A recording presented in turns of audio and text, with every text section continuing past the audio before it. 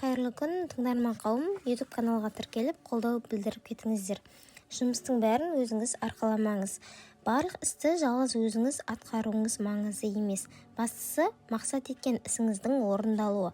Ал оны қалай жүзеге асырасыз, бұл сіздің кәсібилігіңізге, ұйымдастыру қабілетіңізге, адам тану мен маман таңдау қадамыңызға байланысты. Сондықтан қол байлайтын отбасылық шаруалар болсын, жеке ұсақ-түйек істеріңізде басқарып отырған ұжымыңыз бен дөңгелетіп отырған кәсібіңізге қатысты әрдайым жұмысты лайықты адамдарға тапсырып, сағат секілді ақаусыз істейтін жүйе құра білу маңызды.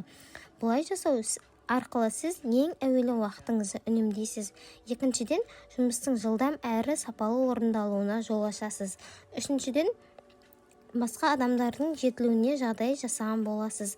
Төртіншіден, кез келген іс белгілі бір жүйеге байланып, дұрыс ұйымдастырылған кезде